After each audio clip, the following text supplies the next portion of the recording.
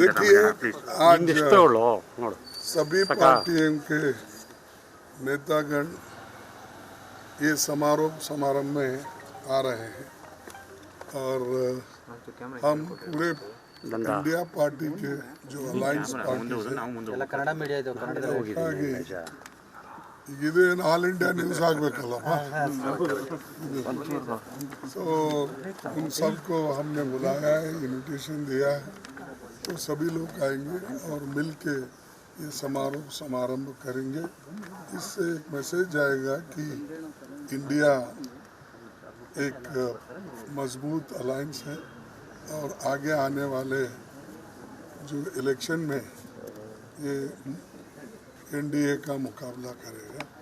और जो आज मोदी हर जगह जाके शुरुआत कलबुर्गी से की है, अच्छी बात है, लेकिन उन्होंने जो पूरे देश के फेरे लगा रहे हैं और अंत में वो डेमोक्रेसी को ख़त्म करना चाहते हैं। मैं ये कह रहा हूँ पहले से, ये आखिरी इलेक्शन है, डेमोक्रेसी का आखिरी इलेक्शन मुझे दिखता है।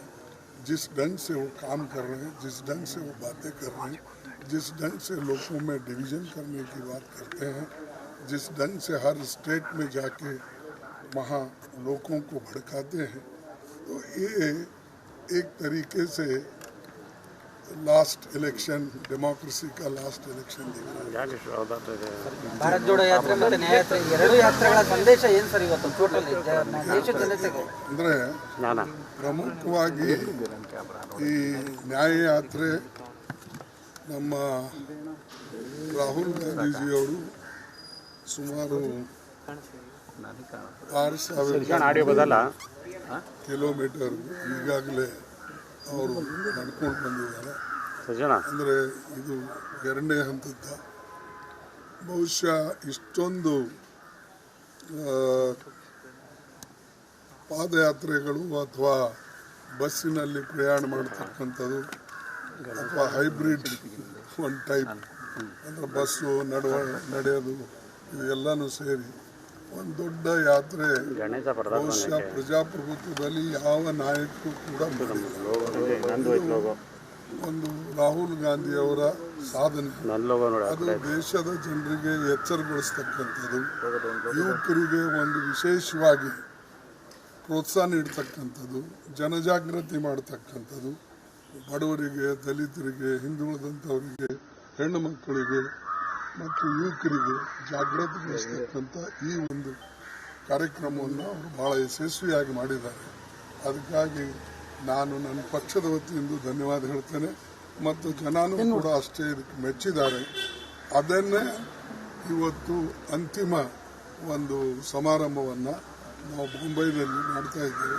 ಯಾಕಂದರೆ ಬಾಂಬೆದು ಬಹಳ ನಮಗೆ ಮುಖ್ಯ. ಬಾಂಬೆನಲ್ಲೇ ನಮ್ಮ ಕಾಂಗ್ರೆಸ್ ಪಾರ್ಟಿ ಸ್ಥಾಪನೆ ಆಗಿದ್ದು, ಬಾಂಬೆನಲ್ಲೇ ಮಹಾತ್ಮ ಗಾಂಧೀಜಿಯವರು ಭಾರತ್ ಛೋಡೋ ಅಂತ ಹೇಳಿ ಘೋಷಣೆ ಮಾಡಿ ಚಳವಳಿ ಮಾಡಿದ್ದು. ಅದಕ್ಕಾಗಿ ಬಾಂಬೆಗೆ ಭಾಳ ಮಹತ್ವವಿದೆ. ಅದು ಅಲ್ಲದೆ ಸಂವಿಧಾನ ಬರೆದಂಥ ಮಹಾನ್ ನಾಯಕ ಡಾಕ್ಟರ್ ಬಾಬಾ ಸಾಹೇಬ್ ಅಂಬೇಡ್ಕರ್ ಕೂಡ ಅವರ ಕರ್ಮಭೂಮಿನೂ ಕೂಡ ಮಹಾರಾಷ್ಟ್ರ ಬಾಂಬೆ ಇದೆ. ಅದಕ್ಕಾಗಿ ಅದಕ್ಕೆ ವಿಶೇಷ ಮಹತ್ವ ಇಟ್ಟು ನಾವೆಲ್ಲರೂ ಅಲ್ಲೇ ಈ ಒಂದು ಅಂತ್ಯ ಅಂದರೆ ಕೊನೆ ಭಾಷಣ ನಮ್ಮ ಪಾದಯಾತ್ರೆ ಮಾಡಬೇಕು ತೀರ್ಮಾನ ಮಾಡಿದ್ದೀವಿ. ಅದರಲ್ಲಿ ಬೇರೆ ಬೇರೆ ಪಕ್ಷದವರು ಕೂಡ ಬರ್ತಾರೆ, ಬೇರೆ ಬೇರೆ ನಾಯಕರು ಕೂಡ ಬರ್ತಾರೆ.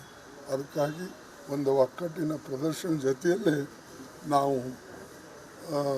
ಮುಂದಿನ ಚುನಾವಣೆಯನ್ನು ಒಂದಾಗಿ ಎದುರಿಸ್ತೇವೆ ಅಂತಕ್ಕಂಥದ್ದನ್ನು ನಾನು ಸ್ಪಷ್ಟವಾಗಿ